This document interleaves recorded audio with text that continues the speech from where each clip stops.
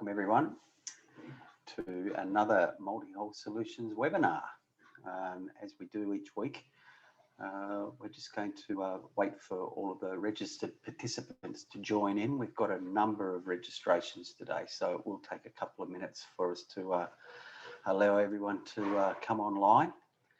And then we're going to commence this month's webinar. We've in 2021, we've changed our program to a monthly series. Everyone seems to be back at work and very busy again, here in Australia especially, as the impact of COVID is diminishing in our part of the world.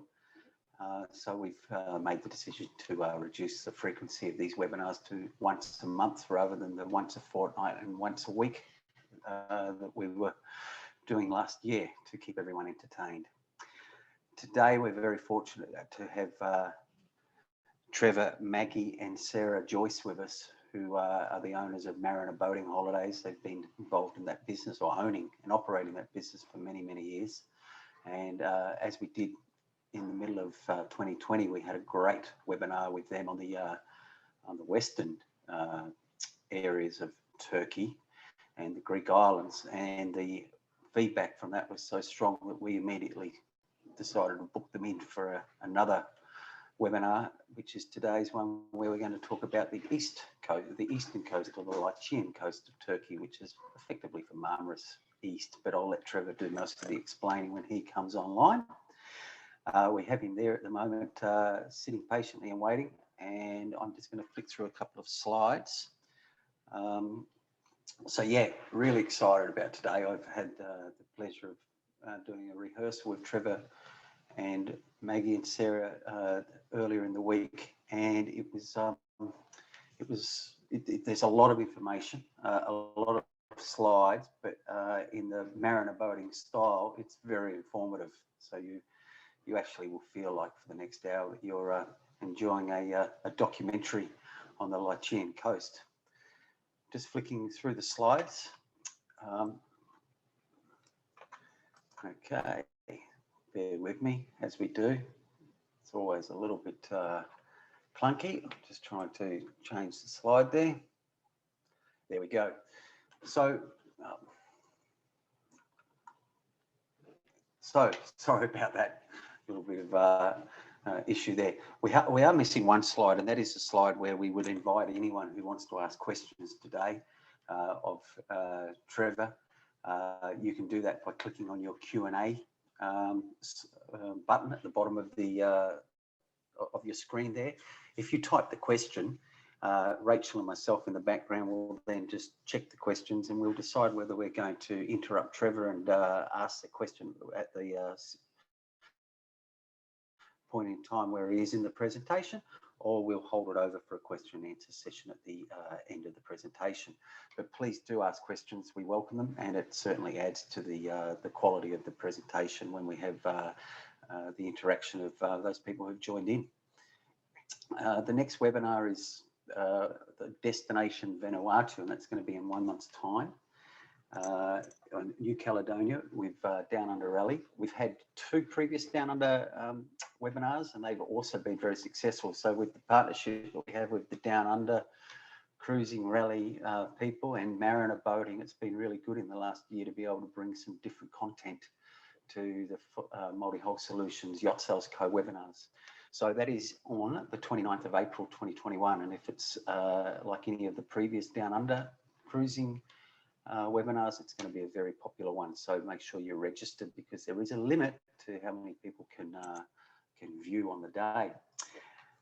If you can't or haven't seen any of our previous webinars, you can go on our YouTube channel, Multi-Hole Solutions, and you can register there as a Multi-Hole Solutions YouTube. You can subscribe to our YouTube channel, and you can go back and view all of our previous webinars from the last 12 months. And there's also a lot of other video content on there. And the viewership of all of our videos has been very strong, and we really enjoy the fact that people are going back and re-watching, or going for the first time to watch the webinars.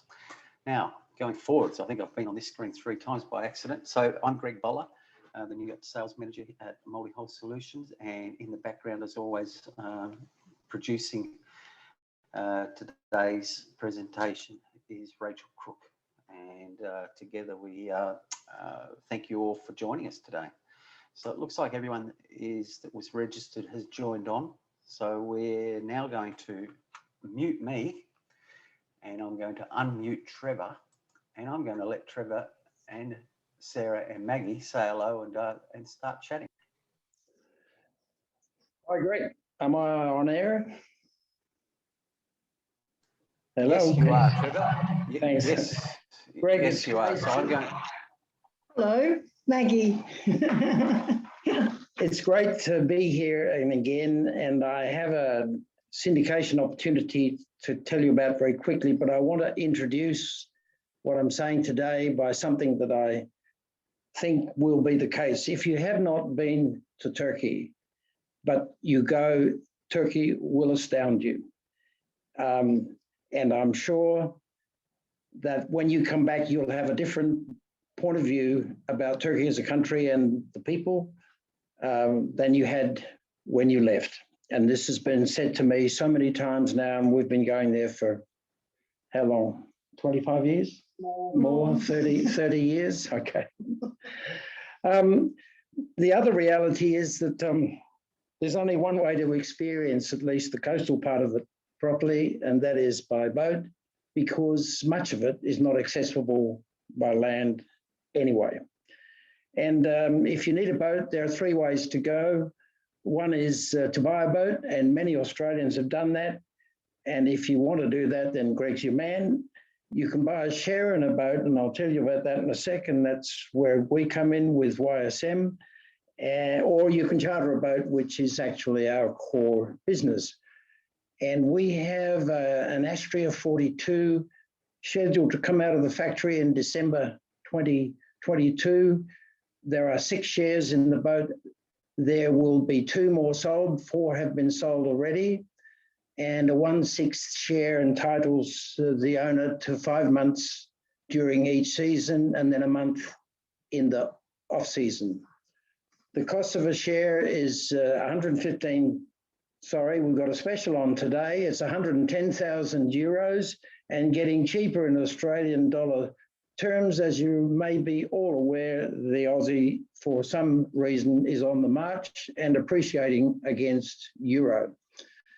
The management of the yacht will be done by YSM in conjunction with our partners in Marmaris, and I'll tell you their name, SK Yachting. They are a fantastic outfit, and if you already have a boat in the Med and you need some help, you go to Marmaris, you go to the marina, and you will find SK Yachting. After commissioning and preparation of the yacht in La Rochelle, the Astrea will be delivered to Marmaris and spend its first year of 3 there, and then in the second 2 years, it'll be in Croatia and in Italy. And so the base in Marmaris is in Yacht Marine. I'm sure some of you are familiar, especially if you've already got a boat and you happen to be on air. And there's this Yacht Marine is quite a big marina. The base operation there is, as I said before, SK Yachting. It's a beautiful combination of Turks who do all the work and Germans who sit in Germany and make all the orders. No, that's not true. Anyway, I believe Metin is listening. Good morning. Good night in Metin.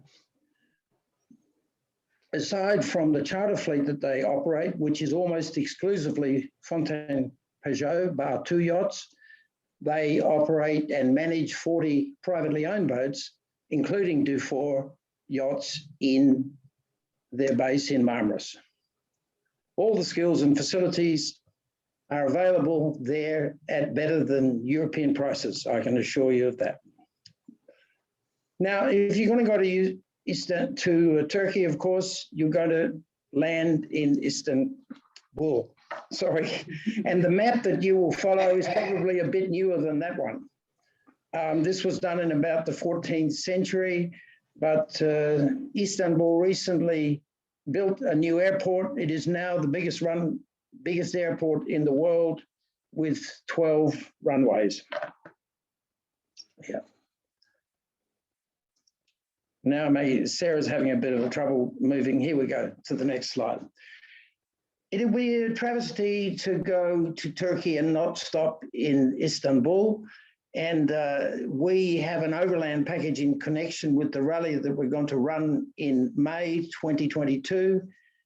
And you can travel by land down to Marmaris, or if you don't have the time or don't want to do that, you simply fly to Marmaris. Of course, Turkish food is fantastic. Turkish is a surprising country as an agricultural producer. It is a net food exporter.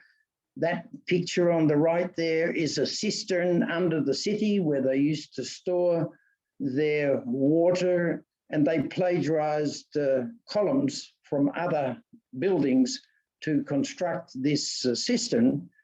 Curiously discovered when a fisherman was found sitting in the footpath pulling fish out of the cistern for dinner. This is the Blue Mosque, which was built by the first Islamic conquerors of Turkey. And it's an amazing structure. Even today, the guys can't quite figure out how they managed to span the distance that they spanned when they built it. Then you travel overland from Istanbul down to Marmaris. You go via Gallipoli, of course, and the Dardanelles, and you know what that story is all about. And then from there, you go to Kushadasi, Ephesus, and this is a very famous archaeological site in a global scheme of things. That is the library of Ephesus, and curiously connected by tunnel underneath the roadway to the brothel. I don't know quite what that tells you, but anyway.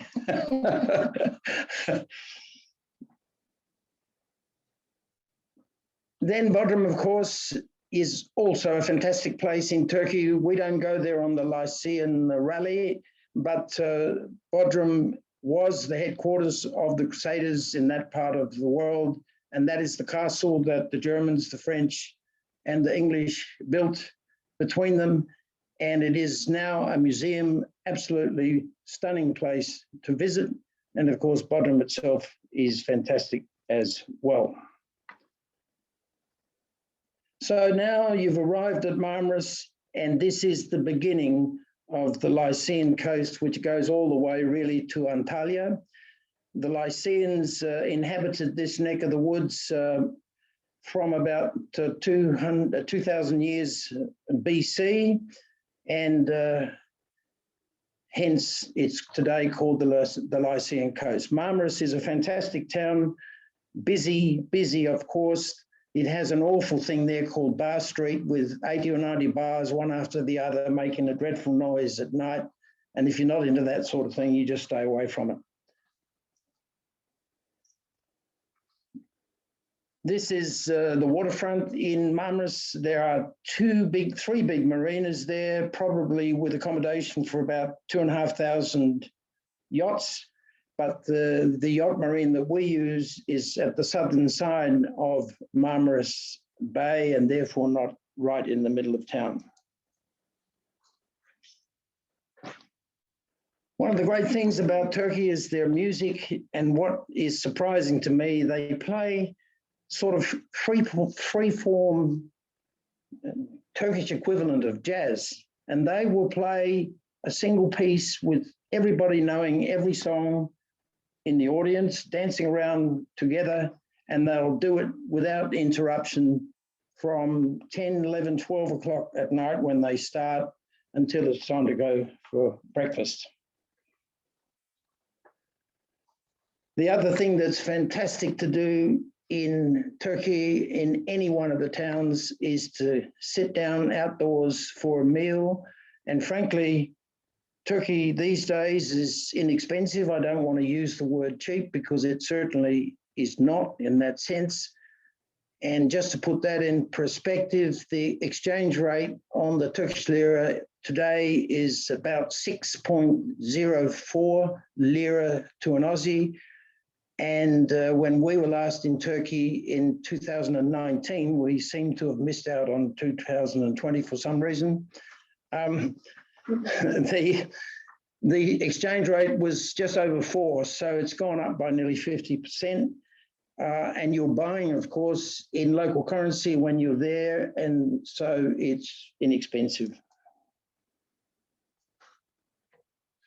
This is the first leg that we sail out of Marmaris. It's due east, as you can see. And just for people who may be on their own boats traveling independently, please make a note not to go into that first bay that's double-headed. That is where the US 5th Fleet is based, along with the Turkish Navy, and the military population in there is something between 20 and 30,000 people, and they don't really like visitors. So you just keep going gently past. In fact, we sail with that little island to port when we go across there, and we go into this place called Ekinchik. And if you want to get cute, when you see, and this is what Greg just did, when you see the C, you pronounce it ch, as if it was ch, Ekinchik. Anyway, it's a landlocked bay. It's a beautiful place there to tie up to. And here's the typical berthing in Turkey. In this case, it's moorings, and you take the lazy line to the stern, to the quay, pull the boat in, and you don't have to worry about anchors or any of that stuff. There's always plenty of assistance on the quay.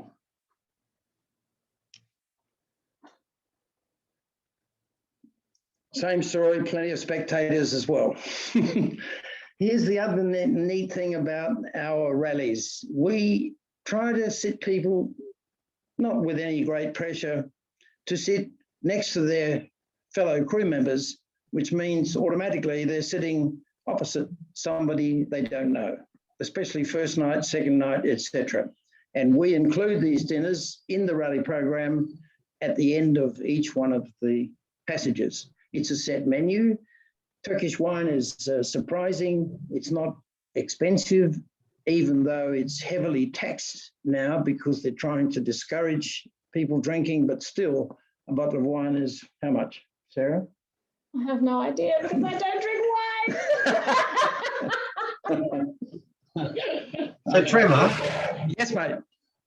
So Trevor, how many times have you cruised up and down this coast? 30, maybe 25. Wow.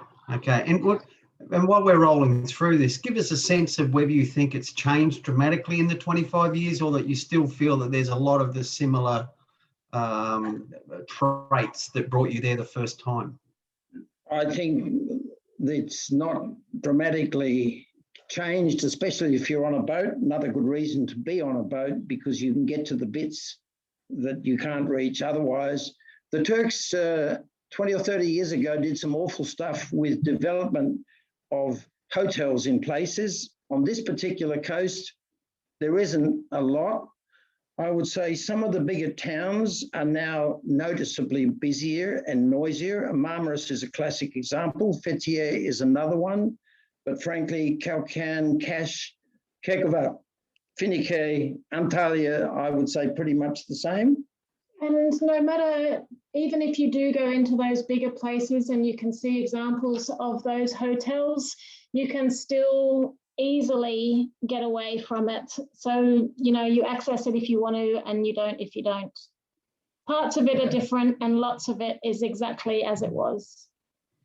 Each of these. And the food experience is same? Sorry, say again? I was going to say each of these places have retained their old towns fairly intact. I mean, there might be different operators in some of the old town shops, but the old town shops are still there.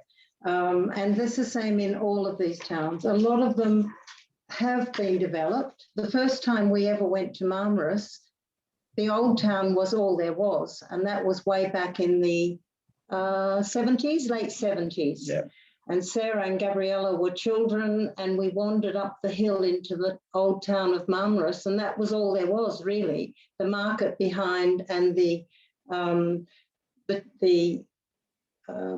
mosques, but that was it. And then we came back the next time. It was probably the 80s, late 80s, and suddenly there were hotels all around the bay. But the old town is still there. Yeah. Okay. So Thanks for that, Trevor. We'll let you move on. Yeah. yes, right. Thanks. So one of the excursions we do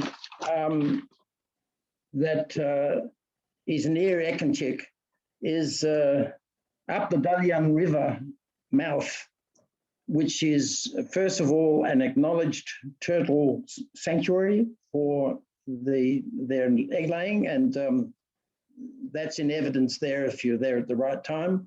But as you go up the river, you're going towards the lake.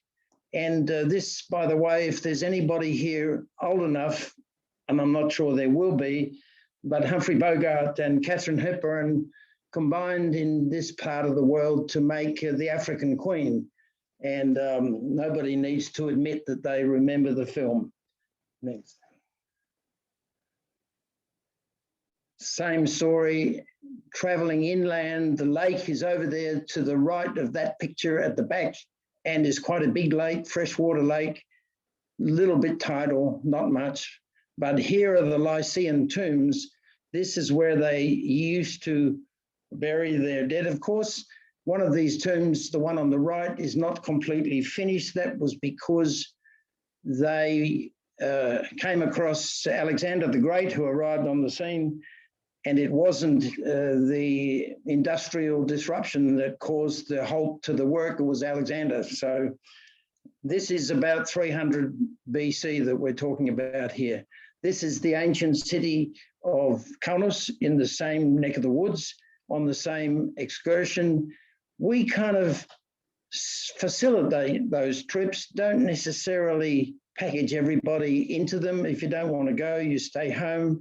We try to alternate lay days with days that we're making a passage. So if you want to take the day off, you do. If you want to do something independent, you do. If you're happy to be escorted around the place with a tour guide, this trip, for example, is very, very interesting.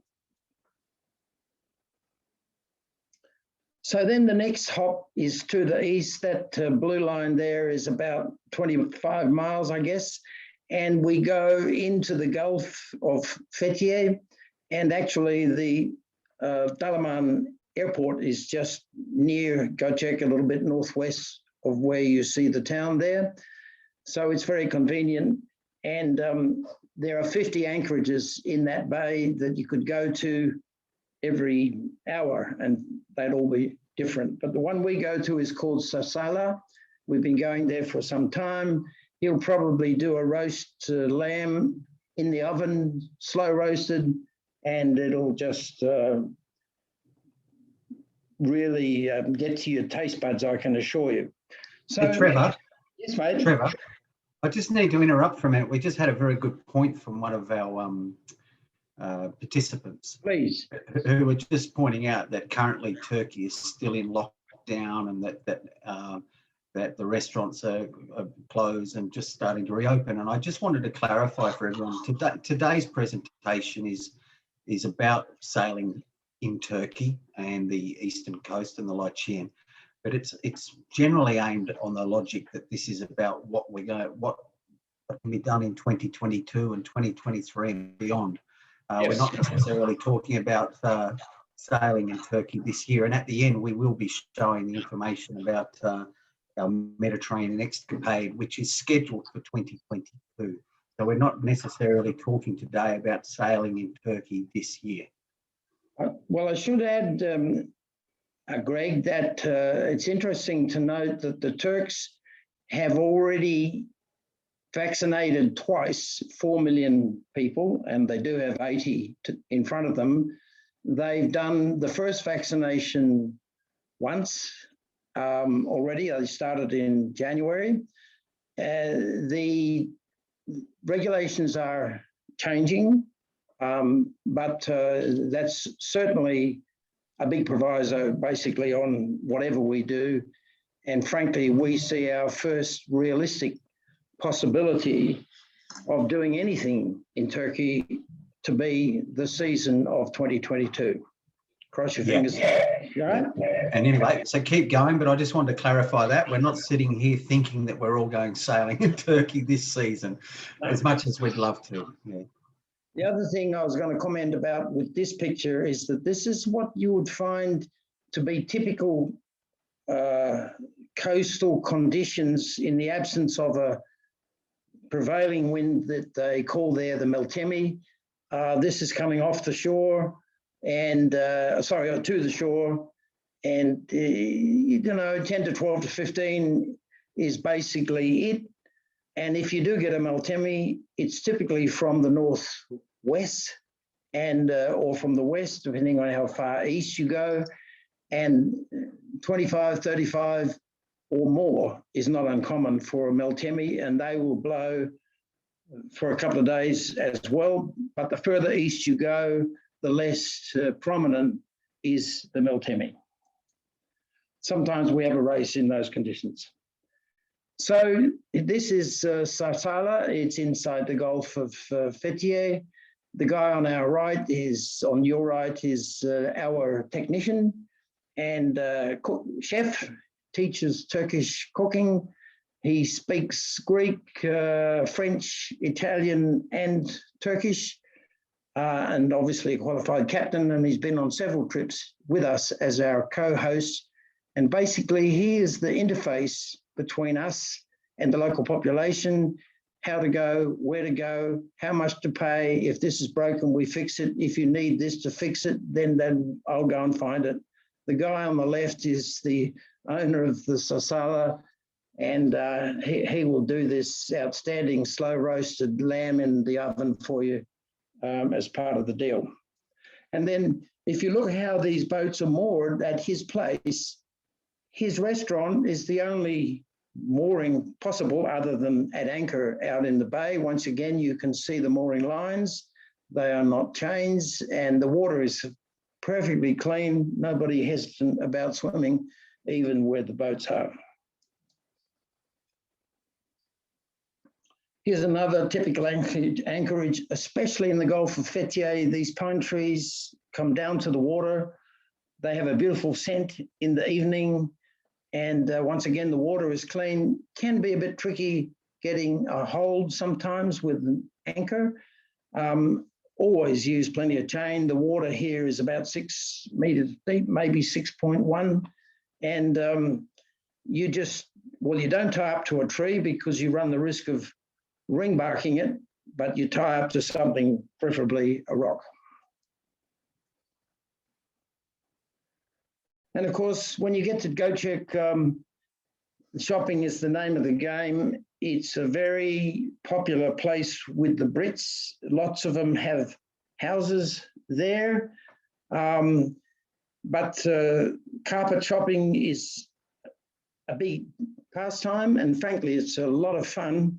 And we have a classic story with one of our clients, not in this particular picture, but he was at loggerheads with a negotiation with a carpet seller. There was a space between them, what one wanted and what the other one wanted. So our man said, I'll toss you double or nothing on the difference. And he did that and lost and happily paid the guy, I think it was $500 US. But just as likely, the guy would have said, forget it. But they are fantastic bargainers, negotiators, and they're fun to deal with. Here, this is again typical of the Gulf of Fethiye, and quite often, frankly, it's a bit windless as well. You see the mountains in the distance. You can't from this distance, but you can see in the late May, early June even, those mountains are still covered in snow.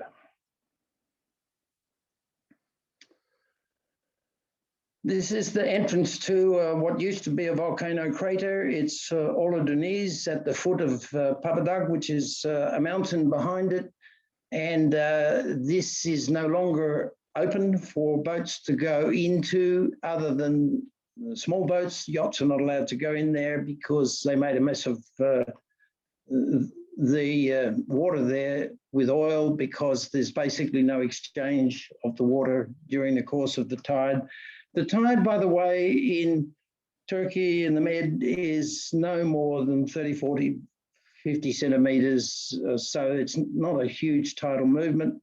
And if you do get a bit anxious, you just catch a cab up to the top of Papadag, and this guy will jump off with you, or you can jump off by yourself if you know how to do it. But it's quite spectacular, as you can see. Just down the track, now heading south and east, is this place called Butterfly Bay. We only ever stop there for a swim stop because it's quite a long day, about 28 miles, that particular leg to Kalkan from Olodeniz.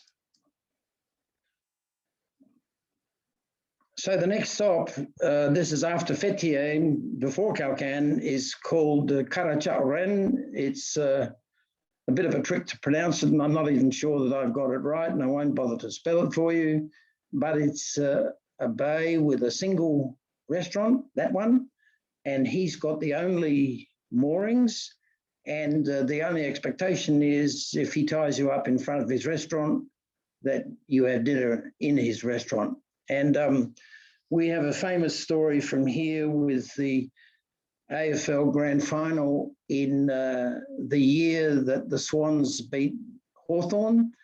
And when we rocked up there, I saw he had an antenna on top, because I knew that the game was being broadcast live by Eurosport 2 in Europe. And actually, I don't see the, oh, there it is. Yes, the antenna is there. Anyway, he said, look, Trevor, I don't have a subscription to Eurosport 2, but I'll fix something. You leave to me. Next morning, 7:30, because of the time difference, we had the game live in the restaurant in Turkish. So before you could say Jack Robinson, the waiters are all up to speed with goals, and Cyril Rioli and Buddy Franklin and others. And at the end of the game, a couple of guys commented they'd never been so sober at the end of the AFL Grand Final before, and we jumped in the boats and off we went for a sail on the afternoon breeze. And whilst talking about coastal or thermal breezes, you really need to wait until afternoon, because the mornings are generally pretty calm when there isn't any system breeze. So this was an excursion that we did, and once again, if we happen to organise it, then everybody, of course, goes together. We simply pay the guy and off we go. But we don't try to over-organise. That's what I'm trying to make a point of. This is an excursion to a famous place now in Turkey called Kayakoy. It used to be called, in English Times, give me the name, you wrote it, she'd forgotten. But in 1923, when the non-Turkish people were kicked out of Turkey by Ataturk, then these people were simply rounded up and marched off to a Greek island. And for some reason, the Turks didn't want to move into these houses, and so they remain derelict.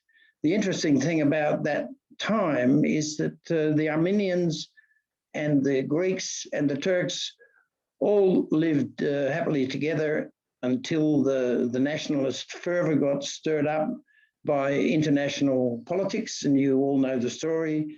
And if you don't, there's a great book to read called Birds Without Wings. It's by Louis de Bernier, who is an English author. It is a novel, but it's based on history. And the other one is Paradise Lost by a guy called Giles Milton. That's a history book to do with the recent history of the Ottoman Turks and the new history of Kemal Ataturk. Fantastic reading, fantastic history, and it's spooky to walk around in this place, let me tell you. So, of course, being a Greek town originally, Levisa, by the way, Maggie, is the name of the place. It's the Greek name of the place. But these are remnants of the Byzantium period, which preceded, of course, the Turks in Istanbul and in Turkey. And some of its remains. There are talks about making a movie of this book there, but I haven't seen anything start yet. We put this one in because this gives you an idea of how the countryside looks in this neck of the woods. These pines and the olive trees come all the way down to the road. It's quite a steep walk up to the town from the port, but nothing untoward, but beautiful, beautiful aroma, of course, and shaded from the heat of summer. Talking about summer, obviously the fiercest months are July and August. April, May, June, September, October are the best. But if you're on a boat and it's air conditioned, it doesn't matter anyway. But one thing I need to say now that the Turks are not great at is building jetties. And I have it on good authority that they didn't have a DA or a BA for this particular jetty, but obviously neither did they have a pile driver. There is a nearby bay near to Yarn. This is Yarn's place, where you sit along the rail here and overlook the anchorage. I've never seen many more people there than that.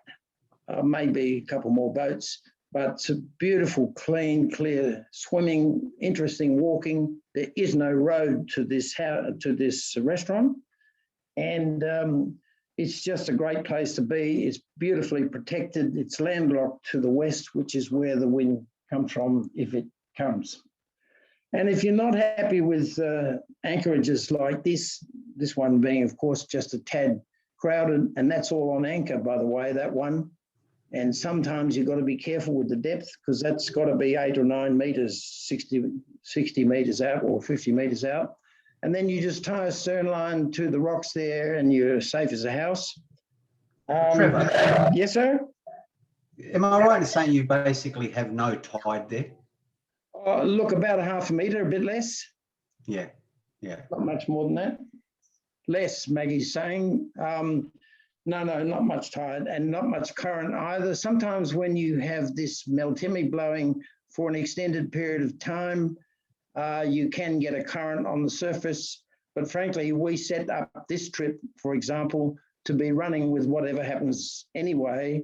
And we do it on a one-way basis so that when we get to the end, rather than take the boats back against the wind, we give them back to the operator, the charter boats anyway, and they take them back. Much easier. Customized. And if the tucker doesn't suit, well, you get Uber Eats, as Maggie calls it.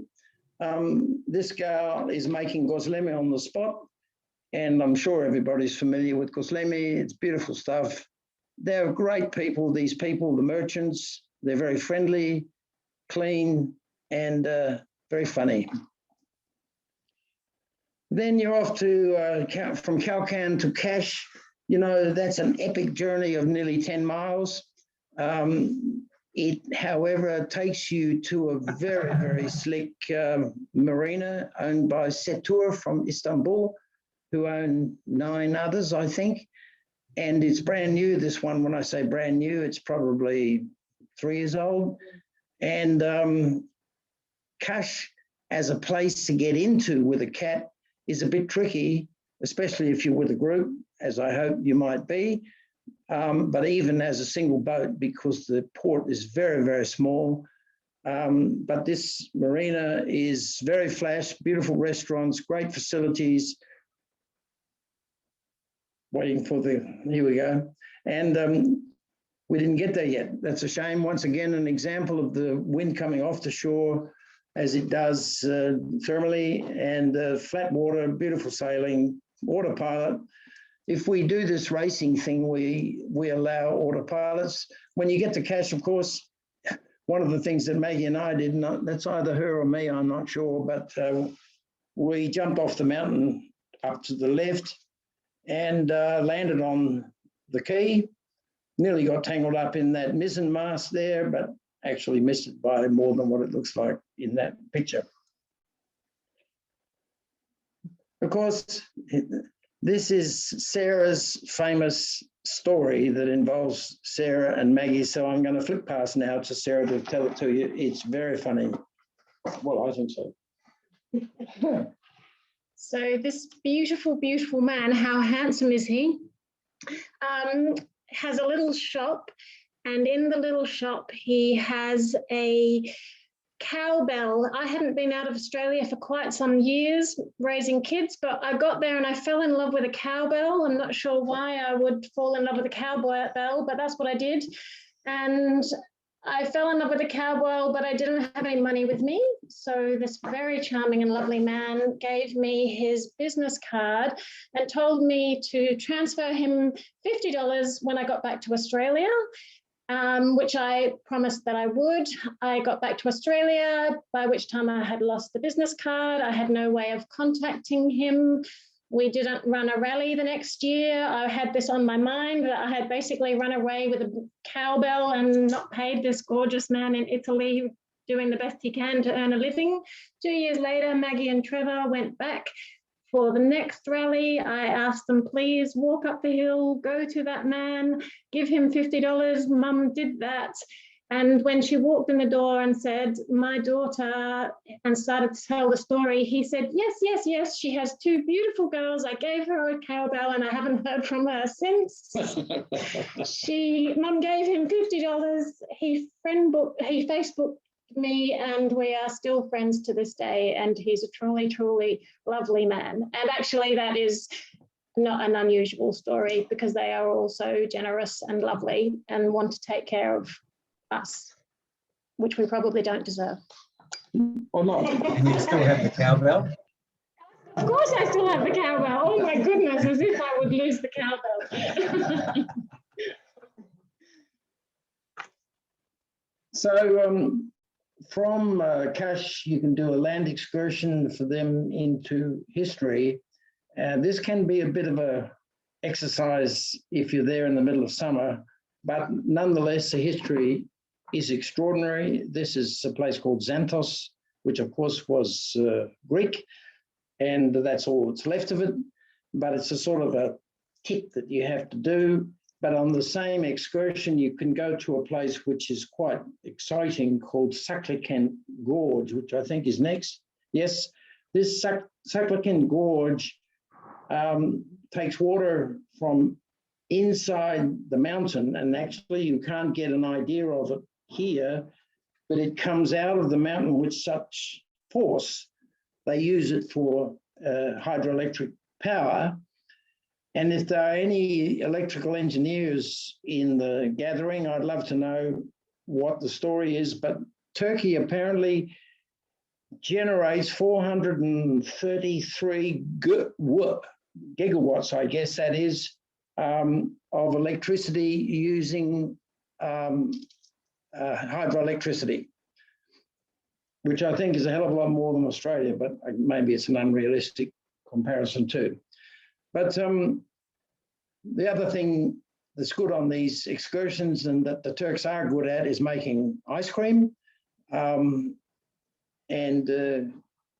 is in Saklikan, where the water source is actually twofold. One, it comes from snow and comes roaring down this valley, and one, it comes from inside the mountains.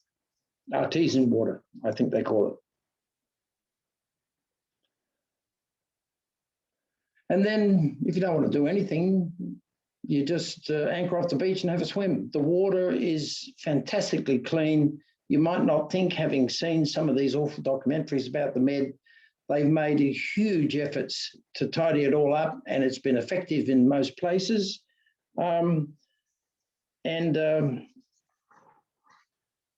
So it's somewhere nice and clean to go. But if you don't want to go to the beach or you want to stop along the way, this is the destination. Kash is the marina that I'm talking about, operated and owned by Setur. And this will be the terminus for our rally, but we're going past it to come back again and make it easier to access for people leaving and going, etc. It's brand new, very well done, and not expensive. I would say typically for a catamaran, maybe not cheap. A catamaran, let's say an Astrea 42 would cost about 180 euros a night. You've paid that a few times, haven't you? Would you reckon that to be about the number, or is it a bit less than that?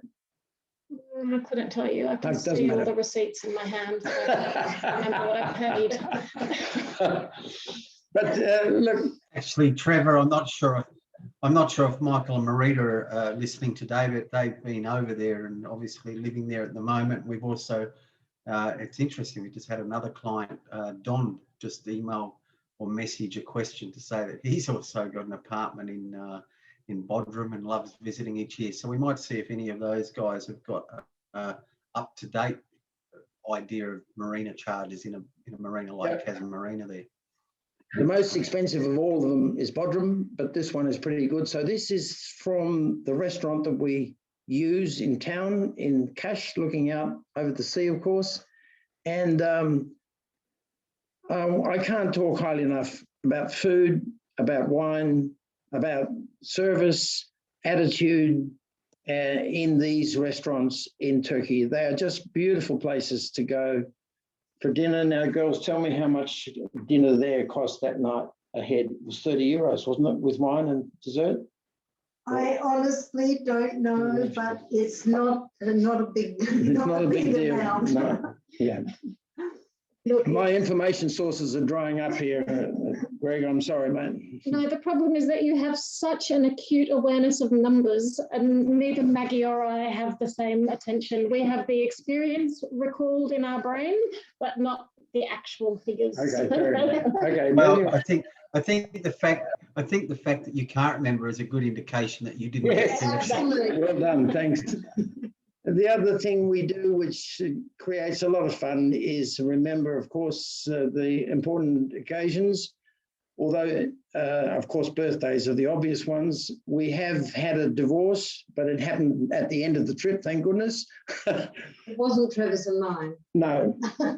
And we've had quite a few unions, but they haven't all been recorded. So this is another little great story. This is Lycian, and the writing on the tomb is Lycian. I was standing by the side trying to decipher what I thought was Greek, because I read a bit of the uppercase Greek. And this little Turkish guy came up to me, and I'm standing at the level you can see just at the bottom of the picture. He said, would you like me to read this for you? I said, that'd be fantastic, thank you. He said, and he pointed to the line, I think it was the first line in the first block, pointing to something. Doesn't make any difference, does it? He said, in my carpet shop, I have very nice carpet with special price just for you. Turned out to be a myth. Anyway, so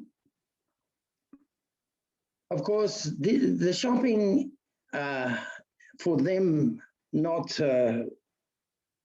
what's the word, motivated, it can get a bit over the top. But frankly, if somebody says to you, I'm not interested, generally speaking, they'll back off and leave you alone. These are the merchants. Or they'll make you a nice cup of Or apple tea. they'll make you a nice, very, very true. They'll make you a nice offer you cup a of seat to Yes. sit down and Yes. relax. Yes, yes. And you can still, after you've had your apple tea and had a chat, quietly leave them and say goodbye with a big smile, and that's absolutely fine. The next day when you walk past, they'll be waiting for you. Yeah. So from Cash, It's all of 2 nautical miles, maybe a bit less, across to the Greek island of Kastellorizo. Kastellorizo, at the end of all of this geopolitical stuff in the Second World War, etc., became Greek, although it was decreed by the International Court of The Hague that if the permanent Greek population of Kastellorizo ever fell below 200, then the sovereignty of Kastellorizo would revert to Turkey. And that's Turkey, you can see top left picture. It's, like I said, it's not even 2 miles. And you will also see, interestingly, at the point there, at the end of that picture, a mosque. And the mosque has been preserved as a museum. And we've been there, luckily, on occasions when it's been open. And there's a little old Greek guy that does a service and tells the story of Kastellorizo, which is tragic, as you can imagine. There was a huge explosion in this port during the Second War when somebody got at the ammunition dump and nearly took the whole town to the sky. But there's a beautiful I just had an interruption here, train of thought. This is what do they call that thing in Italy? The Blue Grotto. The Blue Grotto. Great to get into because actually you have to lie down in the boat to get through the hole and then you're into this place. And then at the dock there, you'll see this turtle. He's been coming there apparently for years. The permanent population of Kastellorizo, as far as I know today, is 201. And of course, occupational health and safety doesn't really prevail in this neck of the woods. So they've got all these restaurants, these tables along the quay. Next one is good too, give you a better perspective. So you can keep an eye on the boat. The restaurant, of course, is back to the left of the picture by all of 7, 8, 9, 10 meters. Once we went there and one of the guys stepped ashore after I suggested we stay for lunch, he said to me, "Trevor, we're not staying here for lunch. We're staying here for dinner. We're staying here for breakfast, and maybe we'll leave tomorrow." Well, we had to adjust the plan, and we did. So once again, this is Greek, and it's only 2 miles away, and you wouldn't recognize it if you were to park it in one of those Turkish ports because, of course, they're totally different. The other interesting little dimension here, which I want to mention, is that these Greeks in Kazi, and lots of them live in Kingsford, these Greeks used to have to go to Rhodes shopping for their food, for the restaurants. Rhodes is 90 miles away from here. Recently, I don't know, no, not quite recently, I'm talking 2 or 3 years ago, the traders, the people within the town in Kash and in Kazi got themselves together and made the way possible for the merchants to come to Turkey instead of going to Rhodos to provision their restaurants. Now that spirit prevails at ground level, and that's another thing I just wanted to dwell on for a moment. All around the border between Greece and Turkey, you hear all kinds of stuff, but in fact, one-on-one, half of them are related to each other anyway. A lot of the Turks have origins with the Pontic Greeks who come from the Baltic, and a lot of the Greeks have intermarriage with the Turks over the years, and frankly, they don't give a damn about politicians and the likes. So the scene is peaceful on the local front, and this to me is one of the pictures of the whole exercise, and that is Turkey in the background. Kash is down behind that little pinnacle that you can see near the point, and there you see the mosque at the right-hand side of the picture. Great place to go. Great place to sail too, because you get these breezes and flat water. And we did a bit of a race. This racing thing unnerves a lot of people. And if they don't want to do it, they don't have to anyway. Some people like to have a play, but we only do it with a small p anyway. And this guy, I thought maybe he was a bit close just there, but anyway, he didn't hit anything, but it's a beautiful shot. So then you come into this place called Kayakoy Roads, and Kayakoy Roads has an island in the picture, or at the back of me, and I'm looking at the picture. There's an entrance either end. Otherwise, this body of water is completely landlocked. And therefore, there are 1, 2, 3, 4, 5 anchorages there. Just beautiful. Drop the pick, fall overboard, look at the sky, rediscover the meaning of life, whatever. It's also a bit of a climb to get up the top. And this castle is, I think, Crusader or Ottoman in vintage. I'm not 100% sure. Once upon a time, they used to illuminate it at night, and frankly, it looked quite surrealistic. The only problem with getting up the top of the hill here is getting past the merchants who want to sell you something. But if you're parked at the quay at the bottom, all you have to do is to go to the restaurant of the people who own the dock. And this is on the opposite side of this waterway, on the western side. And underneath here is the sunken city, or the remains thereof. It's not even actually allowed to swim there, but somebody wanted to do it, so they did.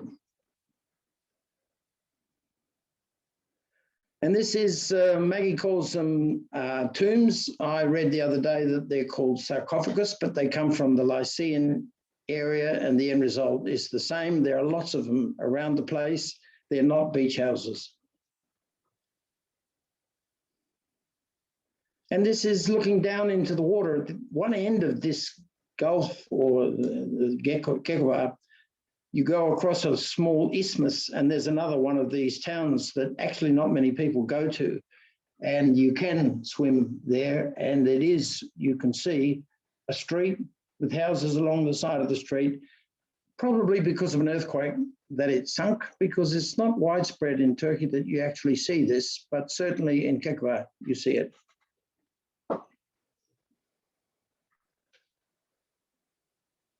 So which hilltop fort is that, Maggie? That's the theatre, and the fort's at the top. Oh, sorry. Yes. At Kayakoy, yes. St. Nicholas is the name of the church. Sorry, not the church, the name of the castle.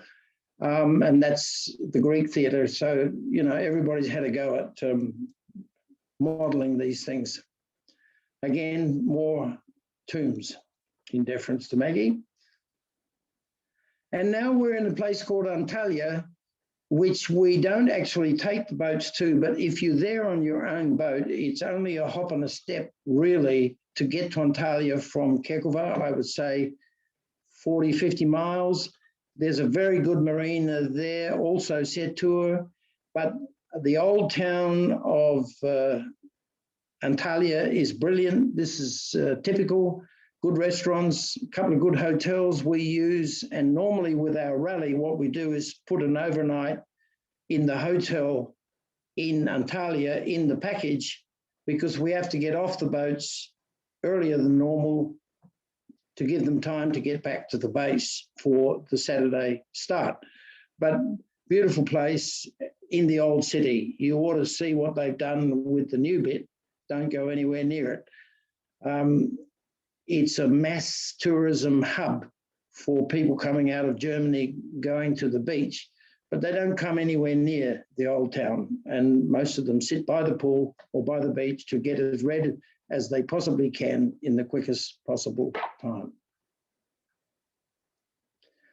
And this is what you do when the boss turns up. This is Hadrian's Gate in Antalya.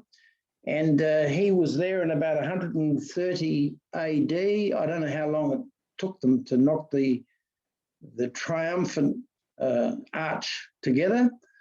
But he was Roman, of course, and came all the way from Rome to Antalya to check out the scene. And so this is Hadrian's Gate in Antalya, quite archaeologically famous. Again, more carpet shop. And more night scene in Antalya. We found a nightclub there once. I doubt that I could ever find it again. It may not even be open, but we didn't even go until 11 o'clock. And I have no idea what time we left, but it was certainly next morning.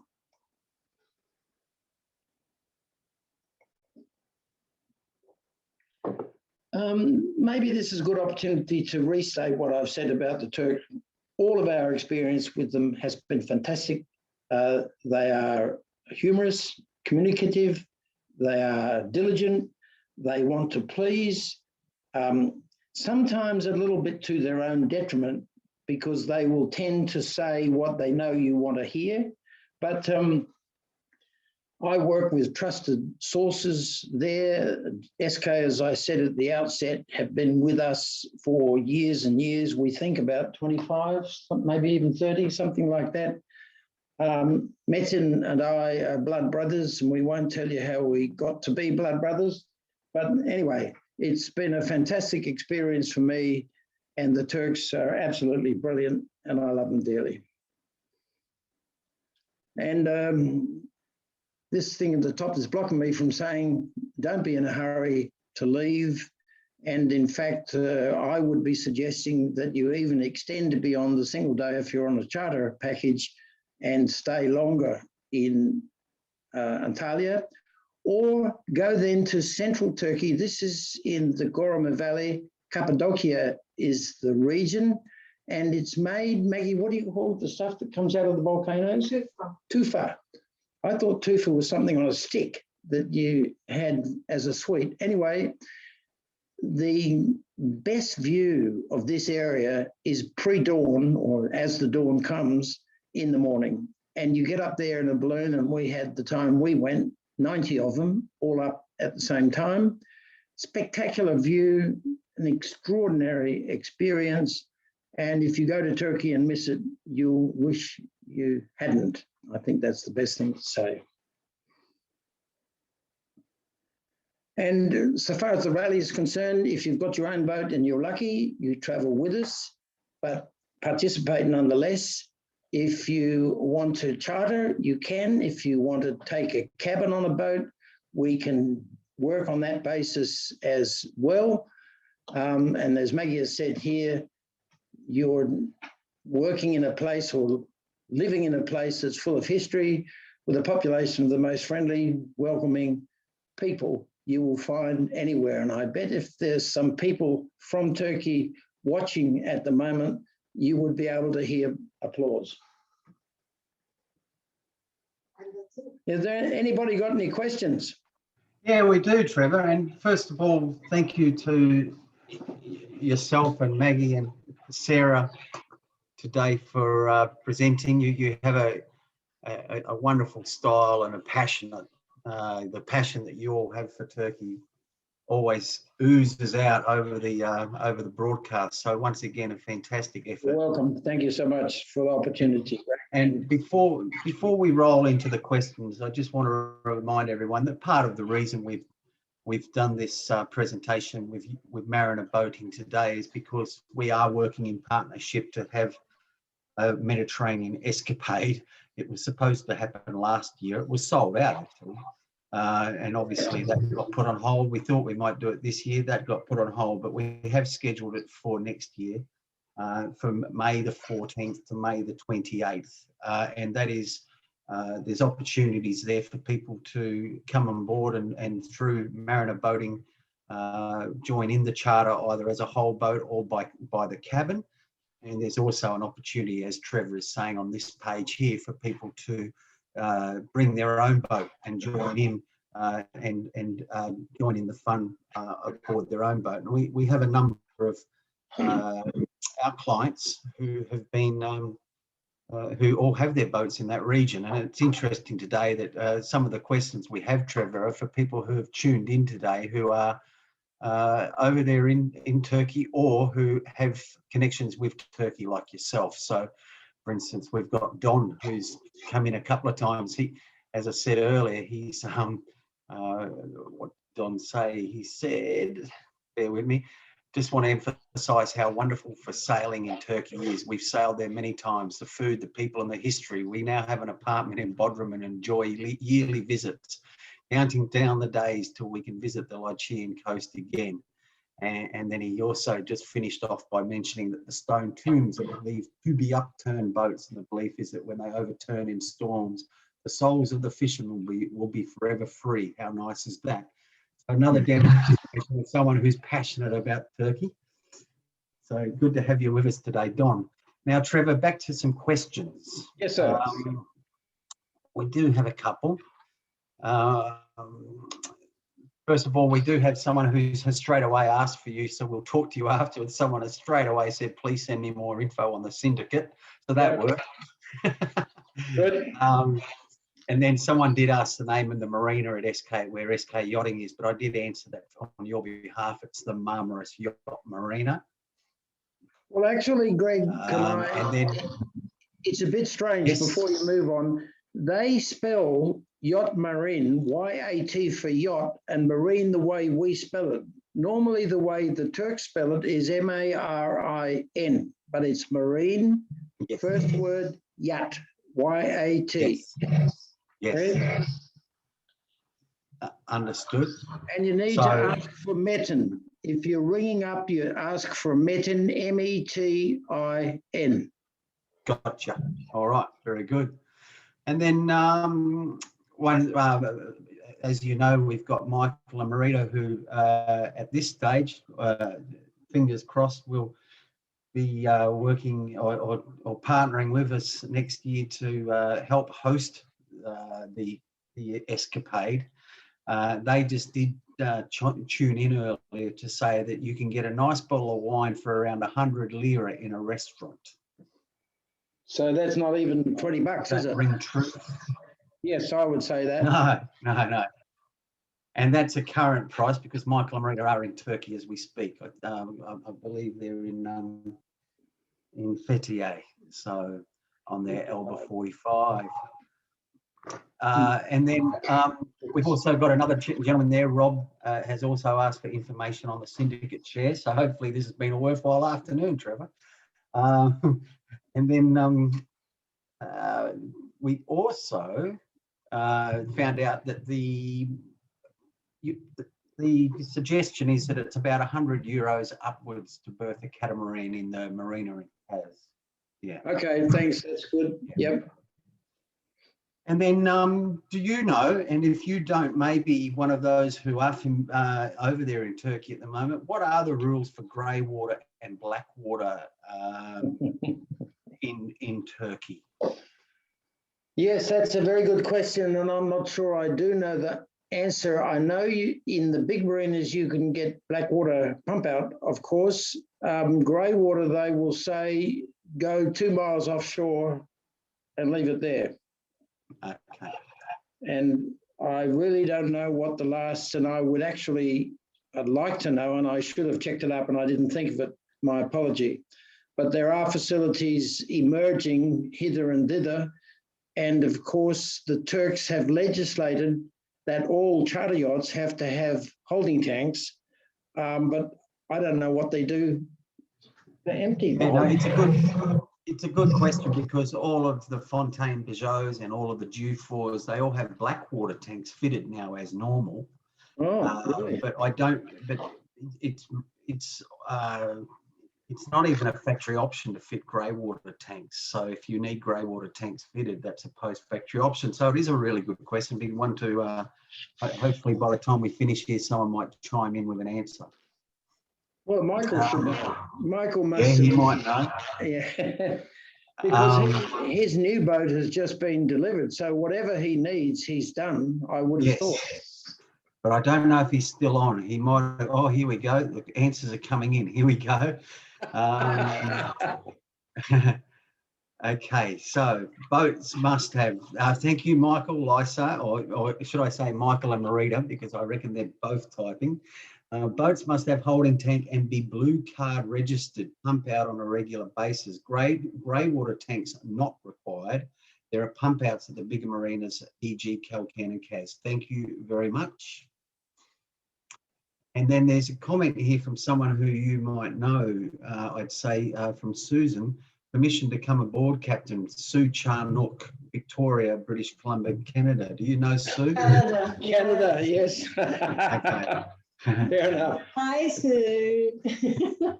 So, Sue, I think you're allowed aboard. And then Ian has asked, I take it in Kusadasi Marmaris trip is on hold for the sea. But yeah, so Ian, as we've said, it's on hold at the moment. And we will hope, we have scheduled at the moment for Mariner Boating to run that in May of 2022.